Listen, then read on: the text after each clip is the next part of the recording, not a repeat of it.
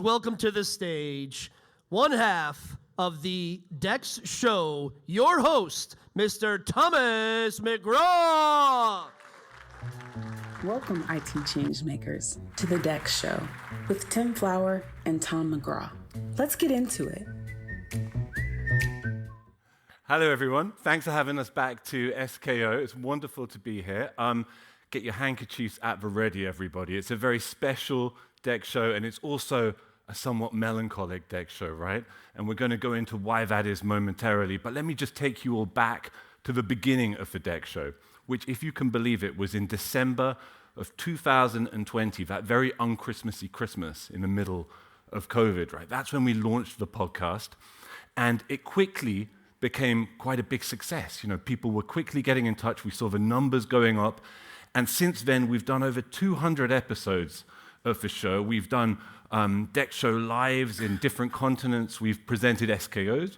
We've presented experiences, and the show keeps growing. So last year, we had 10,000 downloads of the podcast alone on audio platforms, which was amazing. And so the reason I keep saying we is not just to allude to the team who helps produce the show, who are wonderful, but to the fact that I have a podcasting partner, a podcasting other half, who I've been side by side with now for the entire time. And I don't think we've done more than sort of 5 or 10 episodes without one another together, right? And as you probably know, that's Tim Flower. And as you've probably heard, Tim Flower is leaving Nexthink. He's staying in the DEX space, but he's leaving Nexthink and he's leaving the DEX show. Can I have a big sad noise from everybody, please? And I'd just like to say, working with Tim, before we welcome him on, let's embarrass him a little bit, right? Working with Tim, other than the great professionalism and intelligence and commitment and expertise and deep, gravelly American voice he brought to every single podcast we recorded, I really appreciate Tim's amazing calm. You know, doing something like this, for instance, I get in a big flap about it, and Tim is just super cool, always super cool. Whatever we've done, he was always unruffled.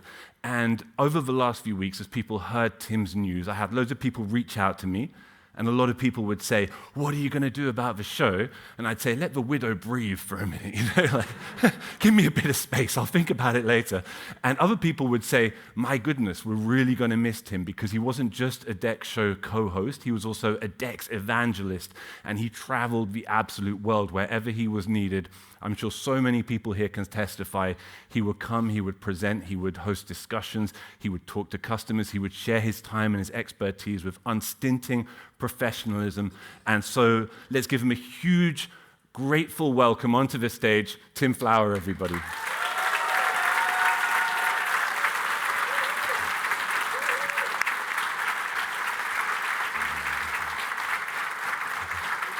Get your handkerchiefs ready. I warned you. Yeah, you already rattled me, Tom. Come on, sit down. I'm going to interview you for once to begin with, right? Switch. So, Tim, like, some people might not know your origin story. 400 years. No, the origin. I've only told it 100 times. Okay, yeah. 450 years at the Hartford. Yeah. Before you began your short stint at Nexthink. So 10 years ago, I'm interested. Walk us through it. What was Nexthink like as an organization then, particularly when we contrast it with this scale of operation today? So I start this story by saying that the reason I came to Nexthink was having been a customer, and we have lots of customers who are enthusiastic about the platform, right? But back then, we had 10 people in total in the US.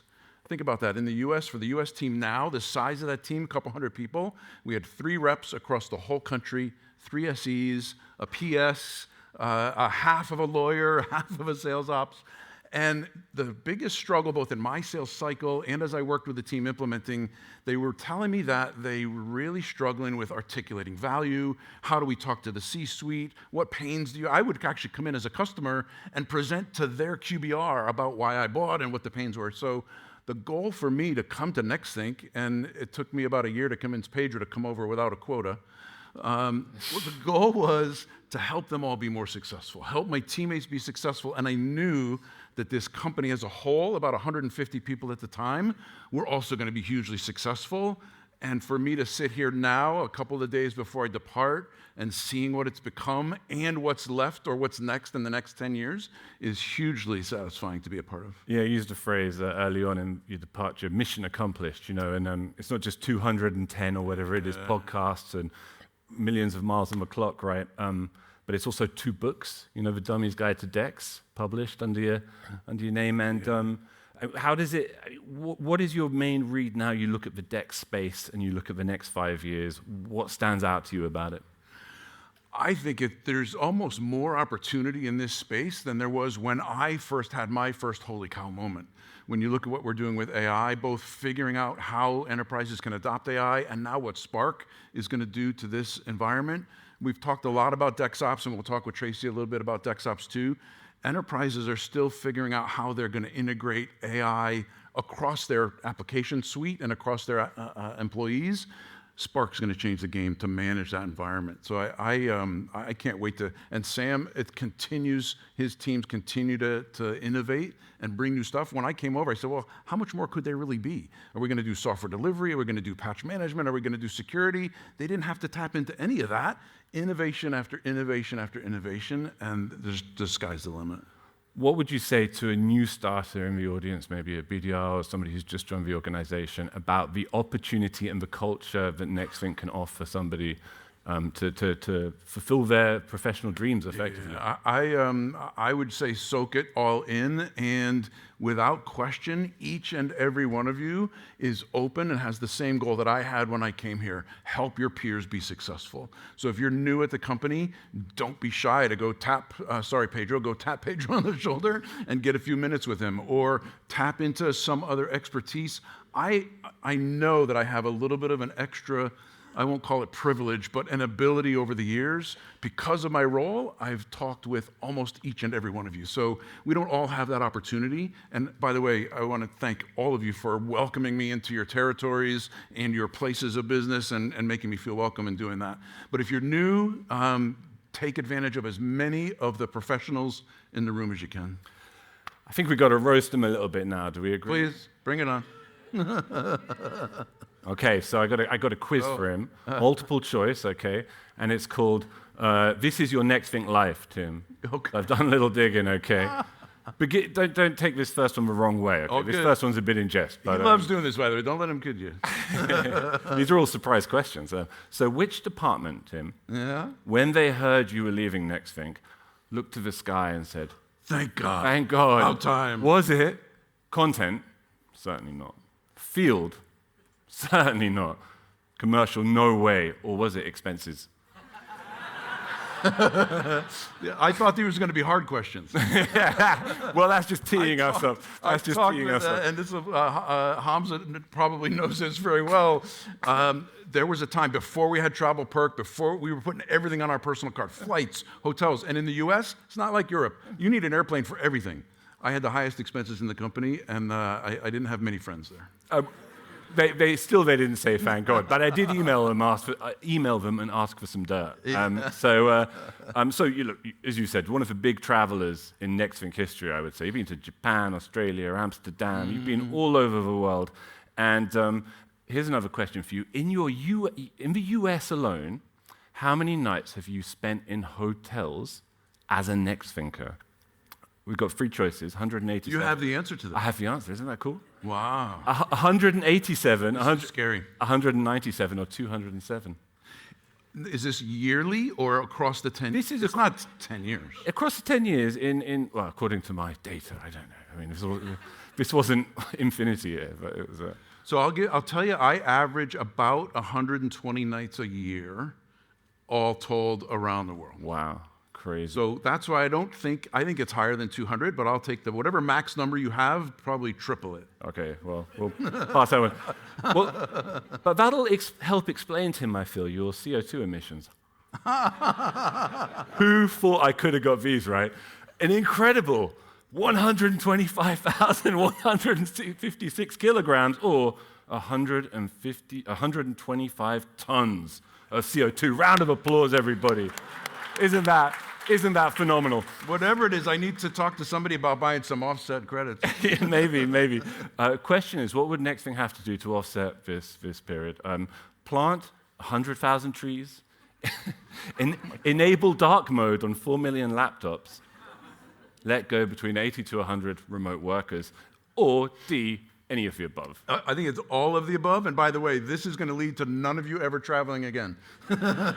Tanya said to me, some people are not going to be happy with these questions. You realize that? Well, look, that's enough roasting you for now, I think. But do you fancy doing one last interview, one last Tim and Tom, Tom and Tim? I think we need to bring Tracey up. Before we do that, though, I want to take the opportunity. I can't call out individual names, but I do want to just take the opportunity to thank each and every one of you. And for those of you who know Steve Martin, I'm a huge Steve Martin fan. I do want to thank each and every one of you. Thank you. It's going to take a while. Thank you. No, seriously, I appreciate each and every one of you, and it's been a time of my life.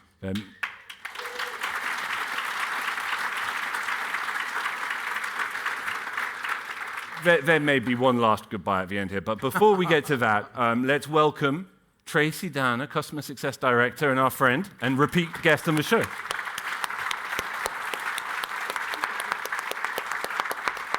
Tracey, welcome. Handshake. Hug. People know I'm a hugger. Come on. On this day of all days, I get know, a right. cold handshake goodbye. Absolutely.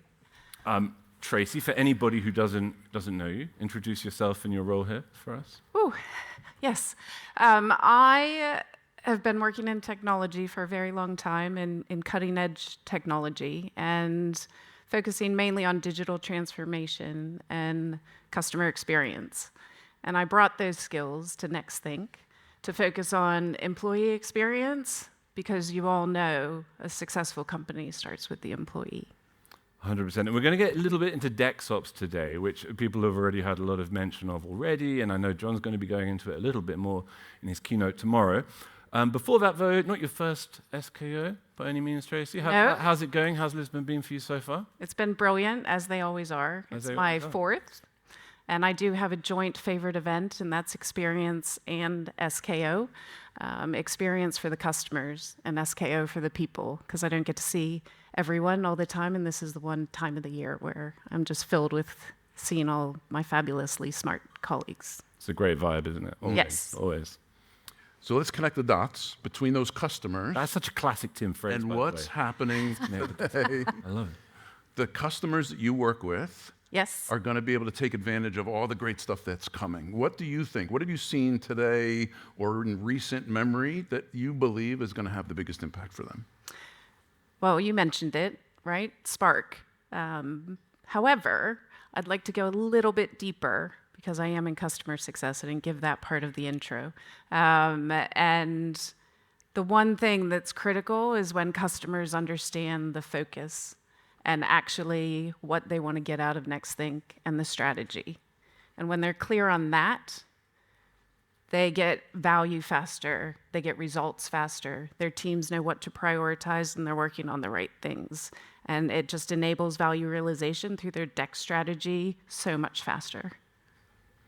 And you work with customers that are at various stages. And Yes. Outside of the people in this room, the 400 or 500 people that are here, the folks that are listening to this episode are also in various stages. Mm-hmm. What do you believe that both of those groups most need to understand about the concept of DEX beyond the technology? So let's talk about DEX Yep. Ops. What are the most important parts of DEX Ops that they really should pay attention to? They need to bring their organization along the journey with them, right? And that's what DEX Ops means, 100%. It's a philosophy. It's a way of the company operating. And it's an experience, an employee experience first mindset. And that mindset shift is not easy, right? And this is what we call DEX Ops.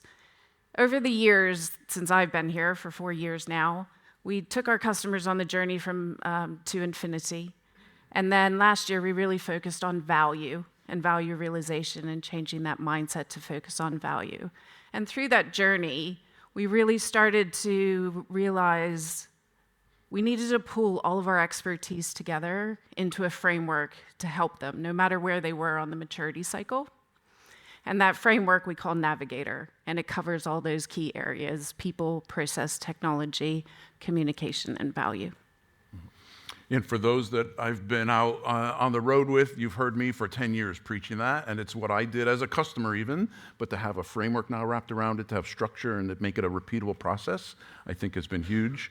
When you look at customers right now that have started that journey and are, say, 6 months in, what kinds of things do they find on that journey that were unanticipated? Either the good stuff, the, oh my God, I had no idea I'm going to be able to do this, or the difficult things or the hurdles. What's that 6-month part of the journey look like? So during the sales cycle, they learn a lot, right? Our technology is broad and deep, right? And then at 6 months, they start to understand the full scope of the possibility and the art of the possible. And sometimes you don't know what you don't know. And at that 6-month period, it's so critical that they go and revisit their DEX strategy and the expectations that they want to get out of Nexthink in order to really, really capitalize on their investment with Nexthink. Amazing. Two more for you, Tracey. Complete these sentences, okay? On the spot, on the stage. In 2026, the key to DEX success is? DEX Ops. It's that simple, huh? Grounded in the framework of Navigator. Nice. How would you say the same, Tim? Would you say DEX Ops is as essential as? We've seen so many customers go technology first. I need the easy button. Just buy me a tool that's going to go solve all my problems. Before this, it was, which MSP can I give my problems to? I'm tired of dealing with this. Give it to my providers. So I think operationalizing with that kind of a framework is critical for anybody's success. Absolutely. Okay, I'm going to do question for you both again then, if that's clear. But you first, Tracey. In 2026, the fastest way to fail at DEX is? Focusing on use cases alone without linking it to your business strategy and outcomes. Interesting. Tim? Not communicating. We told, as a customer, we told 30,000 people what we were doing. It's like quitting smoking. If you don't tell anybody, you're not going to do it. So communicating to everybody what your strategy is, what your plan is, and then when you are on that journey, communicate the value you're achieving. Communicate what you're doing. Don't keep it hidden. I think communication is the biggest part. Mm-hmm. Tracey, before we love you and leave you, any reminiscences about the outgoing Tim Flower here? Well, I'm just very honored to be interviewed on your very last DEX show. So happy to have you. Thank you very much. It's But not, been I an must honor. underscore, not the very last DEX show. The show will go on, albeit bereft of our beloved Tim Flower. I want to. There was no winning on that answer, was there? I don't want to sound too elegiac here today. The last Thank DEX you. How many of us have to look at that With word? Tim. Elegiac. Go get your dictionaries out. Tracey Downer, everybody. Round of applause. Thank you. Thanks, Tracey. And now we're going to welcome one surprise guest and put the focus, put the spotlight back on you for the last few minutes, embarrass you a little bit further and have a proper leave taking. Please, everybody, welcome back to the stage, Pedro Bados. Come on over. Thank you. Thanks, man. Appreciate you. Thanks, Pedro. So, Pedro, Tim has already alluded to that origin story 10 years ago, and what a different company Nexthink was then. Do you remember that encounter? In fact, there was a funny story, wasn't There it? was The a first free encounter with Tim. before Yeah, you go on. came out with Dwayne Kinghorn. I'd You forgotten remember about that. It was the story before the story. Come on, the story before the story. Go on. So before we had the 3 sales and the 3 pre-sales in the US, we didn't have anyone. And it was me traveling from Europe to the US. And we actually, I think this is back maybe 2010, 2011. Yeah. We were very close to open the headquarters of the company in Utah. Actually, eventually, we decided that some people had to move to Utah, and then I changed my mind, and they're still there. Anyway, so one of the first customers that we were visiting was Hartford. With one of these, I was actually with a consulting company that were helping us to really open the U.S. market. And I think the first customer in the U.S., actually, the first meeting that I had in the U.S. was at Hartford. Is that right? Is that with right? Tim. You remember? It was 2 years before. Yeah, Dwayne An Kinghorn, open door, Tim, really, yeah. I had done business with Dwayne Kinghorn with another software product, so we had a relationship, and he said, I want you to talk to this CEO from Switzerland. Oh, okay, come on in. So he was very polite. He was trying to figure out what obviously was not DEX, was analytics and end user monitoring technology. We didn't close the deal. I think we didn't even do a POV. You didn't even get out of the lobby. We had a coffee in the lobby. That's right. That's what I heard. Didn't make it out of the lobby.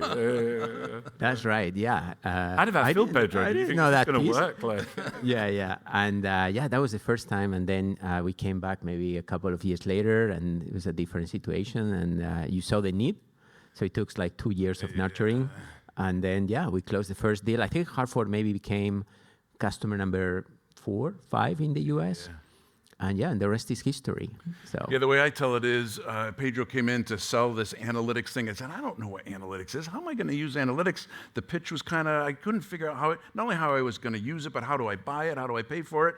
2 years later, we're in a world of hurt, and I'm back knocking on Pedro's door. Excuse me, do you have any of those analytics? I need some of that. Any reflection on Tim's contribution over the last 10 years, Pedro, more generally? Well, obviously, so many at multiple levels. First, on the personal side, amazing friend, amazing partner. I think I'm not far if I say that he's probably one of the most loved persons across the company. I totally agree. He has helped so many people, so many teams. So many fans. Thank you. Amazing. We all learned so much, so many stories. At a professional level, it was huge, and it's still huge. But at the beginning of Nexthink, at the beginning of DEX, we needed actually someone with credibility going to customers because we didn't have customers. So Tim really played a critical role at the very beginning to really explain from the customer perspective, all the value of DEX. And then he became a DEX evangelist, and obviously I took it to the next level year after year. So many stories with Gartner in every single conference as a speaker, with customers in many different sessions. So tremendous. I think actually, probably you don't know that, but after we kind of announced that you were leaving and all that, there were 2 or 3 customers that they reached out to me and they said, "I want to be the next team. Wow. We have a job for the next team." I said, no, we have the best team. So that's how. Point them to me, eh? I'm screening. So that's amazing. And just a general reflection. We had that nice thing earlier where long-term Nexthinkers all stood up. So many people been here over 5 years, 10 years. And what does that mean to you as a founder, CEO? Is that important to you, like to have a company where people can flourish over quite a long period of time? And I think I said that it was not, maybe last year or the year before. Myself and the founders, we never founded Nexthink as a transactional company for a few years, selling the company and then move on to the next thing. We always wanted Nexthink as a place to learn, to grow, to conquer new summits, to really go beyond our limits, learning together. Is about the journey. And obviously 5, 10 years, 20 years, why not 30 years? As long as, we are enjoying the journey, we are putting innovation out there, customers are following us. I'm actually, every year, I'm more and more excited. And people, they ask me why. It's because I love it. That's really what, I think it's actually my purpose in life. That's nice. Yeah, man. We appreciate it, I think. It's a good place to work. I feel like saying one more funny thing about Tim, which is one thing I really miss, right, is whenever he's in Boston and I speak to him, I say, "What did you do last night?" He goes, "We shot Lucky's." And if you know Lucky's, it's like a a dive bar in Boston that doesn't close. Like, so I don't know how he shut it so many times. And it's usually like Tim and like the 4 youngest BDRs in the company. And everybody else gets older and has to back out. And They keep me young. Tim's there, Young. year upon year, shutting Lucky's down. And I literally reached out for comment to the manager of Lucky's, you know. Anything you want to say, he just said, thank you. Yeah. He said, thank you. I still got a tab there, I think. You kept him afloat, you know. My move now, though, as I got older, is get them all fired up to go to Lucky's and then go to my hotel room. All right. Oh, I haven't heard that yet. But look, I think maybe you have something for Tim before we wish him goodbye, right? Absolutely. He is a 10-year Nexthink veteran taking leave, and we know what that means, don't we? Huh? What's the time, everybody? Absolutely. We have a little surprise for you, Tim. You deserve much more, but just a little thing. So obviously, the 10 years Rolex for you all. I want to stand up, everybody. Please stand up. Give a big, big, big applause. Appreciate you. Appreciate you too, bud. Congrats, man. Congrats. Thank you. It's too much. Too much. Thank you. Come on, louder. Come on.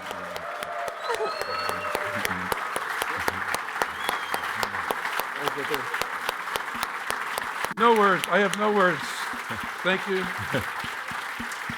Appreciate. It's going to sound really bad on the podcast. I'm sorry, I was interrupting. No, I have no words. As the words try to come out, I have no words. I appreciate each and every one of you. So best time of my life. To make sure that you never miss an episode, subscribe to the show in Apple Podcasts, Spotify, or your favorite podcast player. And if you're listening on Apple Podcasts, make sure to leave a rating of the show. Just tap the number of stars you think the podcast deserves. If you'd like to learn more about how Nexthink can help you improve your digital employee experience, head over to nexthink.com. Thank you so much for listening. Until next time.